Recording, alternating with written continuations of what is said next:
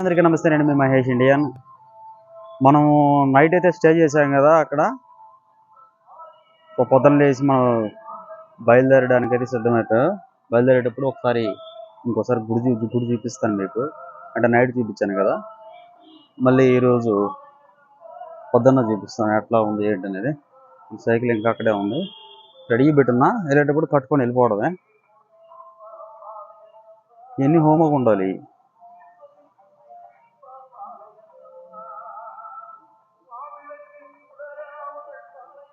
చాలా విశాలంగా ఉంది. ఇంకా బ్యాక్ సైడ్ కూడా ఉందంట స్పేస్ ఉండడానికి, స్టే చేయడానికి. ఎవరైనా ఫ్యామిలీ వాళ్ళు వస్తే ఫ్యామిలీస్ కూడా రూమ్ పక్కనే ఉంది. ఫ్రీ అకామిడేషన్ ఇస్తాము, ఎటువంటి ఇబ్బంది అయితే ఉండదు, ఎవరైనా రావచ్చు, నో ప్రాబ్లం అని చెప్తా ఉన్నారు. నైట్ ఒకటి మిస్ అయ్యాం మనము, అంటే నైట్ కాబట్టి కనబడలేదు. ద కొండ, గుడికి ఎదురుగా కొండ, ముందు రోడ్డు, ఎదురుగా కొండ.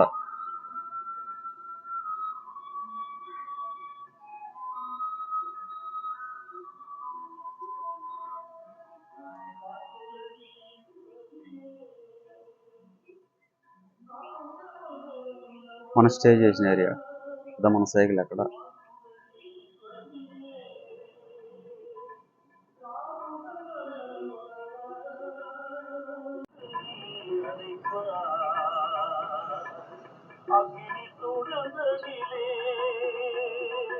ఇప్పుడు మనం వెల్లూరు కోటలో ఉన్నాం. ఈ వెల్లూరు కోటని విజయనగర రాజులు నిర్మించారు. ఇక్కడ ప్రత్యేకత ఏంటంటే, దీన్ని మొత్తం వైశాల్యం 133 ఎకరాలు ఉండేది. ఇక్కడ విశిష్టత గుడి ఉంది, నీలకంఠేశ్వరుని గుడి ఉంది. ఈ గుడి లోపల ఒక మండపం ఉంది. ఆ మండపం చాలా అద్భుతమైన శిల్పకళ. ఈ మండపానికి ముగ్ధులైన బ్రిటిష్ వారు ఈ మండపాన్ని ఏ కీలుగా కీలు తీసుకెళ్ళిపోయి లండన్లో ఏర్పాటు చేయాలనుకున్నారు. అయితే దానికి తగ్గ ఏర్పాట్లు కూడా చేసుకున్నారు వాళ్ళు. లండన్ నుంచి స్టేవర్ని కూడా రమ్మని చెప్పారు. సో అది మన భారతీయుల అదృష్టమో లేకపోతే బ్రిటిష్ వాళ్ళ దురదృష్టమో తెలియదు, కానీ వచ్చే క్రమంలో ఆ స్టీమర్ సముద్రం మధ్యలో మునిగిపోయింది. ఆ తర్వాత కాలంలో ఈ బ్రిటిష్ వాళ్ళు ఏదైతే తరలించాలనుకున్న మండపం అనేది అది అట్లాగే వెనకబడతా వచ్చింది. సో అద్భుతమైన శిల్పకళ మనకి ఇప్పటికీ ఇక్కడికి అందుబాటులో ఉంది. నేను ఒకసారి గుడి కూడా చూపిస్తాను, మొత్తం కోట కూడా చూపించే ప్రయత్నం చేస్తాను. ఒకసారి చూడండి. ఇదే నీలకంఠేశ్వరుడు గుడి, ఇది ముఖద్వారము. మనం లోపలికి వెళ్దాం దర్శనానికి. లాస్ట్ టైం నేను వచ్చినప్పుడు దర్శనం చేసుకోలేకపోయాను, క్లోజ్లో ఉండే. ఇప్పుడంతా వెళ్తున్నట్టున్నారు, వెళ్ళి చూద్దాం ఒకసారి లోపల కూడా.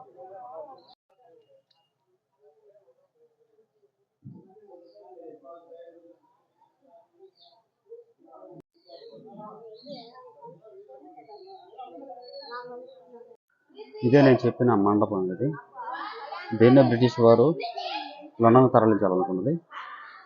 అయినా మనం నిర్మించుకున్నది వాళ్ళు ఎత్తుకెళ్ళిపోయి అక్కడ కట్టుకోవడం ఏంటి? అంత టాలెంట్ ఉంటే వాళ్ళు కట్టుకోవచ్చు కదా అనేది నాకు తట్టిన ఒక డౌట్. చూడండి ఇంత అద్భుతంగా ఉంది. అందుకనేమో వాళ్ళు పాపం దొంగిలించాలని చూశారు. వాళ్ళ వల్ల కాలే పాపము.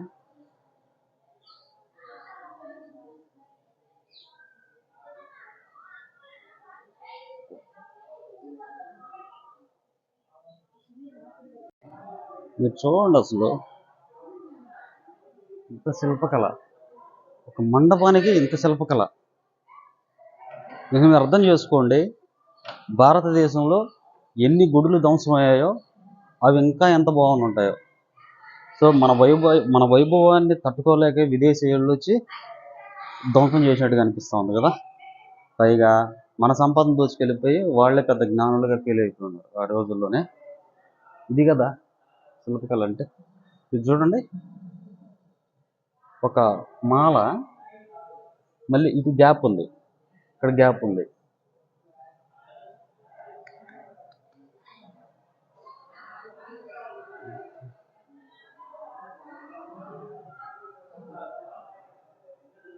ఈ మండపం మొత్తం కూడా ఒక అద్భుతం అనుకోవచ్చు.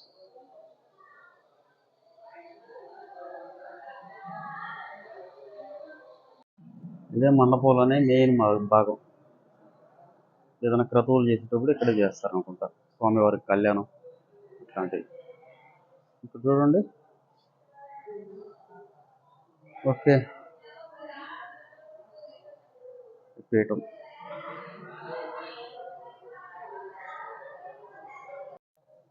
ఒక్కసారి ఆలోచించండి. ఇట్లాంటి చోట గాని పెళ్ళిళ్ళు చేస్తే ఎంత అద్భుతంగా ఉంటదో చూడండి. ఇది పెళ్లి స్టేజ్ అనుకోండి. అక్కడంతా జనాలు కూర్చుంటే ఎలా ఉంటదో ఒక్కసారి ఊహించుకోండి అసలు. కానీ పెళ్ళిళ్ళకి అనుమతి లేదనుకుంటా ఇక్కడ. ఉంటే వదలరు గమ్మనోళ్ళు. చూడండి మొత్తం.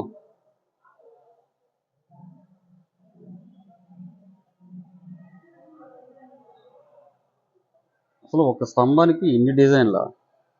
అది కూడా ఒక మండపం.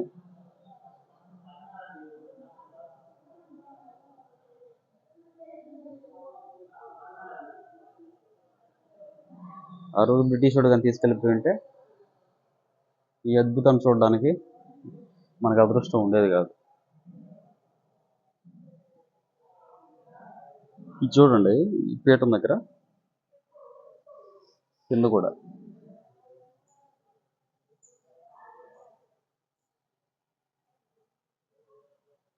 శిల్పకళా వైభవం. ఇదేంటిది? ఇది చర్మం కాదు, కొంచెం డిఫరెంట్గా ఉంది. అంటే దానిపైన నిర్మించినట్టుగా చేసింది. ఇక్కడ ఏదో ద్వారం ఉన్నట్టుంది, ఇది చూద్దాం. ఓకే, ఇది ఎంట్రీ అయితే లేదు, ఇక్కడ నుంచి చూడడానికి అనుకుంటా. ఇది గుడి లోపల.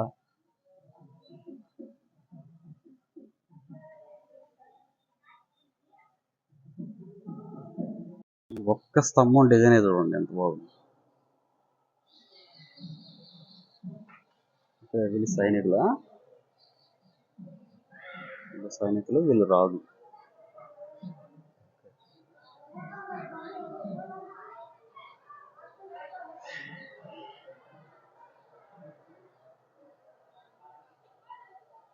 ఆ పైన చూడండి డిజైన్, మళ్ళీ ఆ డిజైన్ మళ్ళీ పక్కన అంచులకు కూడా ఎంత బాగా డిజైన్ చేశారు. ఇప్పటికి చెక్కు చూడాలి. ఇది భారతదేశ వైభవం.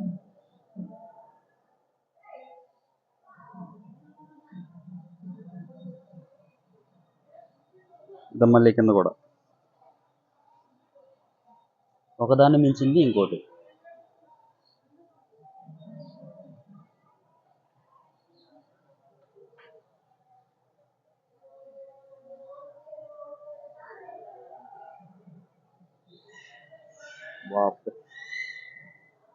మీరు ఇప్పుడు వస్తే ఖచ్చితంగా ఈ నీలకంఠేశ్వర గుడిలో అయితే ఖచ్చితంగా చూడండి. నేను కోట కూడా బయట చూపిస్తాను మీకు. నేను ఫస్ట్ టైం గుడి లోపల రావడం, ఇంతకుముందు కోట చూసుకెళ్ళాను కానీ గుడిలోకి అయితే ఫస్ట్ రావడం.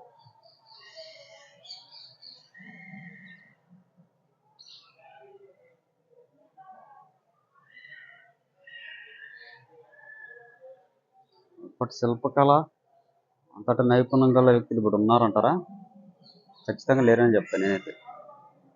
ఎందుకంటే ఇప్పుడంతా ఉన్న వాళ్ళంతా మిషనరీ వాడతారు. అసలు అప్పుడు ఆ కాలంలో మిషనరీ లేదు, కరెంటు లేదు, చేతితోనే పని. ఇంత చిన్న చిన్న ఆయుధాలతో ఎంత నునుపుగా చూడండి. ఇప్పుడు చూడండి ఎంత స్మూత్గా ఉంది ఇక్కడ, ఎంత నునుపుగా, ఎంత చక్కగా డిజైన్.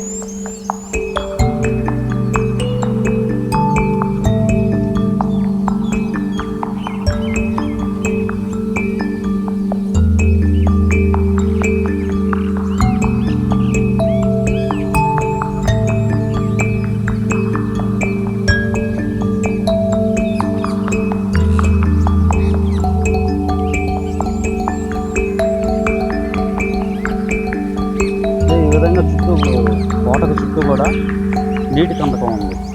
అంటే ఆ రోజుల్లో ఫర్ సేఫ్టీ కోసం అనమాట. ఎవరన్నా చూడడానికి వస్తే ఇది ఒక్కటే మార్గంగా ఉండేది. ఇట్లా కొత్తగా వదిలేవాళ్ళు ఇంట్లో.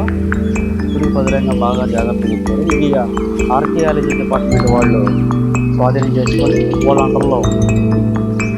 ఒకసారి చూసుకోండి, అక్కడ లాంగ్లో సైనికులు నిలబడడానికి, అంటే వాళ్ళు సెక్యూరిటీ చుట్టూ చూడడానికి అక్కడ నిర్మించారు. అక్కడ ఫిరంగులు పెట్టడానికి. సో ఈ కోటలో టిప్పు సుల్తాన్ ఫ్యామిలీ మెంబర్స్ని కూడా ఒకప్పుడు బంధించారంట వెల్లూరు కోటని. చూడండి,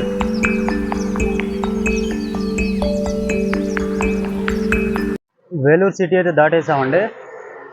ఇక మనము ఆంధ్ర బోర్డర్ దగ్గరలో ఉన్నాము. ఇక్కడ నుంచి చిత్తూరు 28 కిలోమీటర్లు, అంటే 28 చూపిస్తూ ఉంది. 28 అంటే ఒక 2 అవర్స్, అంటే ఎక్కువ ఉంటాయి కాబట్టి 1 or 2 అవర్స్ వెళ్ళిపోవచ్చు. మ్యాక్సిమం తిరుచానూరులో నైట్కి స్టే చేసే విధంగా ప్లాన్ చేస్తాను. ఓకే, మనం బోర్డర్లో మాట్లాడుతున్నారండి.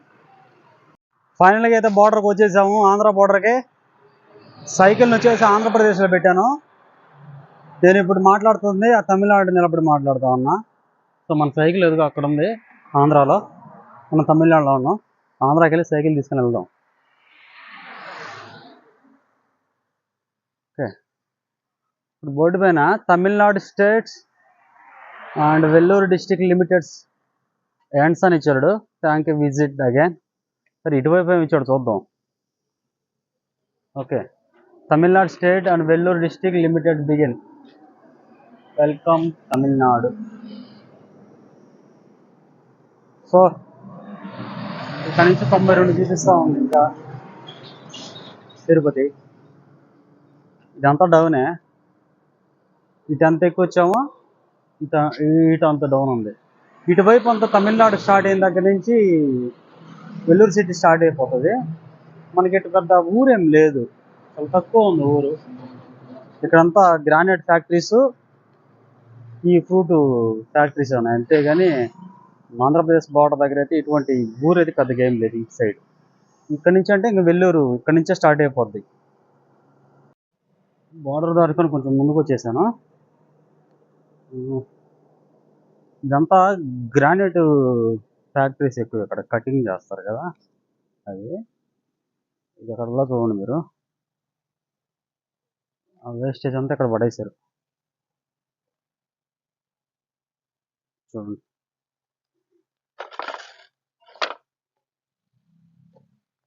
ఎంత వేస్టేజ్ అంటే వేస్టేజ్, ఇది పనికి వస్తుంది ఏదో ఒక దానికి. చాలా రా మెటీరియల్ కూడా అట్టాగే ఉంది.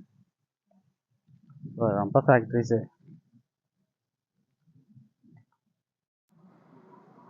ఈ బ్రిడ్జ్ ఉంది కదా, బ్రిడ్జ్ పైన అటు వెళ్తే చెన్నై, అది ఇటు వెళ్ళాలి. ఇటు వెళ్తే వేలూరు, ఇటు వెళ్ళిపోతాం తమిళనాడు బోర్డర్ దగ్గరికి వెళ్ళిపోతాం. అది మాత్రం చెన్నై. మనం వెళ్ళాల్సింది ఇటు బెంగళూరు హైవే ఎక్కామంటే వెళ్ళిపోతాం. అక్కడ చూసారా, అదేదో షార్క్ పైన ఉంటుంది చూసావా ముళ్ళు, అట్లా ఉంది. అది కెమెరాల కంటే డైరెక్ట్ వ్యూ చూస్తే చాలా బాగా అనిపిస్తుంది. నాకు దూరం నుంచి అట్లాగే పడతా ఉంది. నేను ఏదో అనుకున్నాను, చాలా బాగుంది. ఇది గడ్డకిందపల్లి అంట, ఇక్కడ ఉన్నా నేను. ఇక్కడ నుంచి తిరుపతి 35 కిలోమీటర్లు ఉంది. గడ్డకిందపల్లి బెంగళూరు హైవే. ఇప్పుడు మనం చంద్రగిరికి దగ్గరలో ఉన్నాము. దారి మధ్యలో సార్ వాళ్ళు మేడం కలిశారు. సో మన కోసం వాటర్ బాటిల్ తెచ్చి ఇచ్చారు. Thank you sir. మేడం మీ పేరండి? జీవిత. మనోజ్ కుమార్ గారు. సార్ మీరు? చెల్లెలు Manasa Leena Prasad. Okay, thank you sir. Thank you, వాళ్ళు గుర్తుపెట్టి ఆపినందుకు చాలా థ్యాంక్ యూ. మీ ఛానల్ నేమ్ చెప్పండి, నేను సబ్స్క్రైబ్ చేస్తాను. జీవిత మనోజ్. ఇన్స్టా కూడా ఇదేనా? Okay okay, thank you so much అండి. ఓకే, లొకేషన్ మాత్రం చెక్కిపోతా ఉందండి. ఎటు చూసినా కొండలే, కానీ అప్ అండ్ డౌన్స్ లేవు. అటువైపు ఇటువైపు కొండలు ఉన్నప్పటికీ అప్ అండ్ డౌన్స్ తక్కువ ఉన్నాయి. సో నాకు నచ్చింది, ఎందుకంటే ఎక్కువ లేవు కాబట్టి నచ్చింది అనమాట. ఓకే, ఇక్కడ చంద్రగిరి, చంద్రగొట్టు, చంద్రగిరి వెళ్తాం, లేదంటే లేదు. ఎందుకంటే లోపలికి వెళ్ళాలి, కొంచెం క్రౌడ్ ఉండొచ్చేమో, మనకు మళ్ళీ లేట్ అయిపోతుంది. డైరెక్ట్ తిరుచానూరు వెళ్ళిపోయామంటే ఓ పని అయిపోతుంది. Let's go.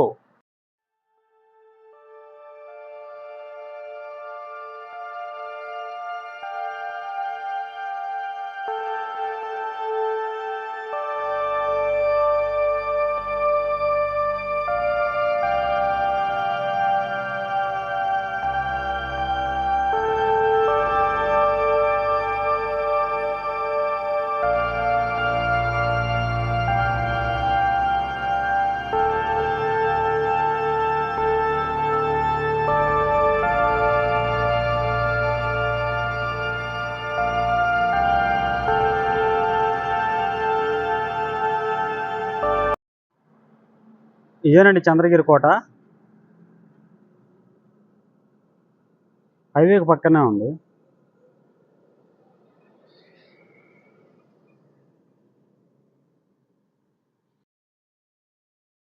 ఫైనల్గా అయితే తిరుచానూరుకి వచ్చేసాము. ఫస్ట్ డే మనం ఇక్కడ స్టే ఉన్నాం కదా, సేమ్ అక్కడికే వచ్చేసాను నేను.